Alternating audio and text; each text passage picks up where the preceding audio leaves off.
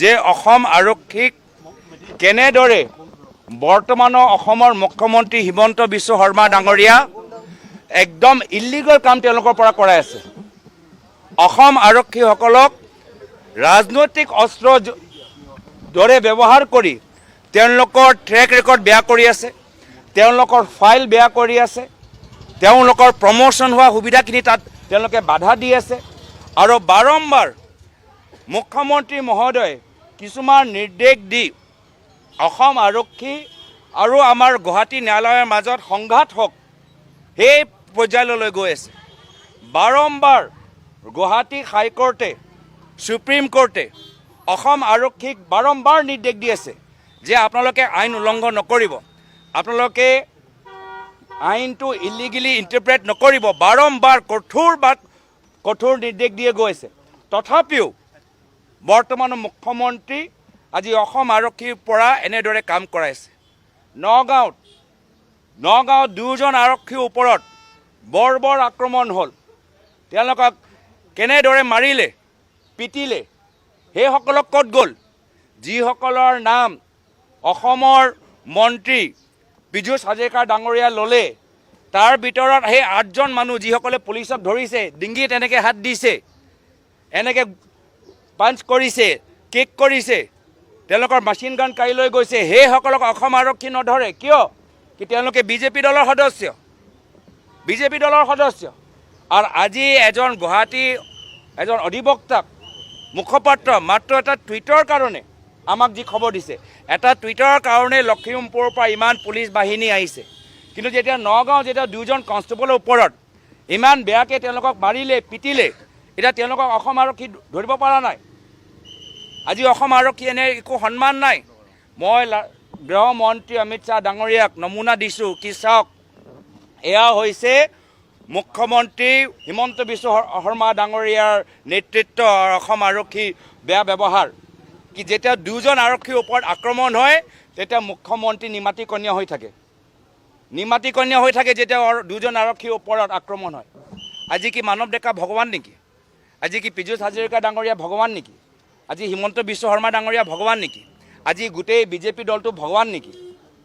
অসমৰ মানুহে আৰক্ষীক পিটিব পাৰে, কিন্তু ভগৱানৰ বিৰুদ্ধে মাত মাতিব নোৱাৰে, ভগৱানৰ বিৰুদ্ধে টুইট কৰিব নোৱাৰে, মানৱ ডেকা ডাঙৰীয়াৰ বিৰুদ্ধে টুইট কৰিব নোৱাৰে, পীযুষ হাজৰিকা ডাঙৰীয়াৰ বিৰুদ্ধে টুইট কৰিব নোৱাৰে, হিমন্ত বিশ্ব শৰ্মা ডাঙৰীয়াৰ বিৰুদ্ধে টুইট কৰিব নোৱাৰে, আৰু বিজেপি দল হ'লে পুলিচক পিটিব পাৰে। এয়াই বাৰ্তা দিবলৈ বিচাৰিছে গৃহমন্ত্ৰী অমিত শ্বাহ ডাঙৰীয়া, এয়া বাৰ্তা দিবলৈ বিচাৰিছে মুখ্যমন্ত্ৰী, এয়া বাৰ্তা আজি অসম আৰক্ষীক দিবলৈ বিচাৰিছে কি তোমালোকৰ 2জন সতীৰ্থসকলক বিজেপি দলে মাৰিব পাৰে, পিটিব পাৰে, তেতিয়া তোমালোকে নিমাত হৈ থাকিবা।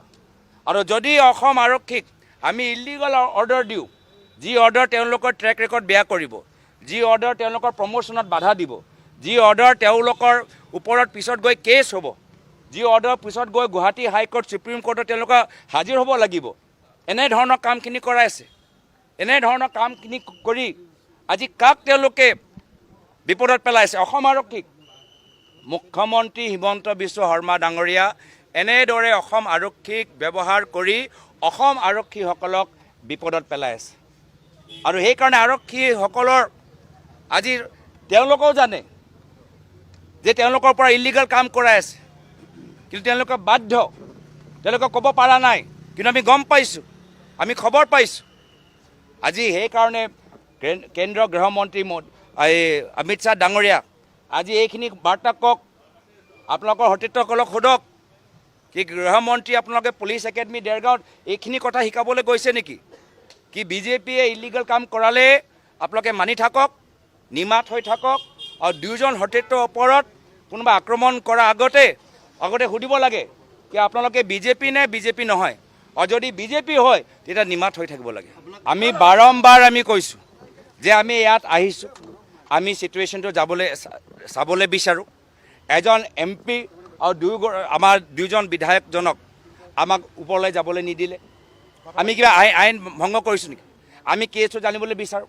আমিও জানিবলৈ বিচাৰোঁ যাৰ ফলত বিধানসভাত অসম আৰক্ষীক কেনেদৰে ৰাজনীতিকৰণ কৰা গৈছে আমাৰ বিধায়কসকলে উত্থাপন কৰিব পাৰিব। আমিও কেছৰ ডিটেইলছ ল'বলৈ বিচাৰোঁ।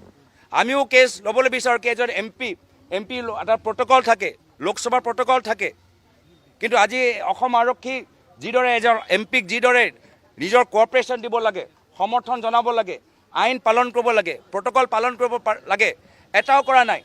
অলপ দিন আগতেই অসম আৰক্ষীৰ ৰূপহী অচিত কেনেদৰে এজন সাংসদজনক মিছলিড কৰিলে সেৱাদনৰ ভিতৰত উত্থাপন হ'ল। আৰু সকলোৱে জানে, ৰাইজ চাই আছে। যদি কোনোবাই ভাবে যে ৰাইজে চোৱা নাই, ৰাইজে মন দিয়া নাই, গোটেইখিনি কথা ৰাইজে চাই আছে। আৰু এই গোটেইখিনি একশ্যন চব ফাইলত থাকিব। এইবোৰ চব কোন এনেধৰণৰ ইলিগেল কাম কৰিছে কোৰ্টৰ কগনিচেঞ্চ ল'ব। আৰু আমিও ৰাইজৰ প্ৰতিনিধি হিচাপে আমিও কগনিচেঞ্চ ল'ম যে ইলিগেল কামখিনি কোনে কৰি আছে। ইলিগেল কাম কৰা কোনো মানে নাই। এজন অসমৰ আৰক্ষী বিষয়াই ক'ব পাৰে যে মই সংবিধানৰ শপত লৈছোঁ, মই কোনো ৰাজনৈতিক দলৰ শপত লোৱা নাই, মই সংবিধানৰ শপত লৈছোঁ। আৰু যদি অসম আৰক্ষীৰ পৰা ইলিগেল কাম কৰাবলৈ বিচাৰে, অসম আৰক্ষী তেওঁলোকৰ অধিকাৰ যে অৰ্ডাৰটো ৰিটাৰ্ণত লওক। কোনজন ৰাজনৈতিক সেই ব্যক্তি আছে যিজনে অসম আৰক্ষীক ইলিগেল অৰ্ডাৰ দিছে, এইটো ৰিটাৰ্ণত দিবলৈ সাহস আছে। যদি কোনোবাই কৈছে যে এই দুয়োজন নগাঁও পুলিচৰ ওপৰত আক্ৰমণ কৰা মানুহক ধৰিব নালাগে, সেই অৰ্ডাৰটো ৰিটাৰ্ণক দিয়ক। আমি জানিবলৈ বিচাৰোঁ গোটেইখিনি কথা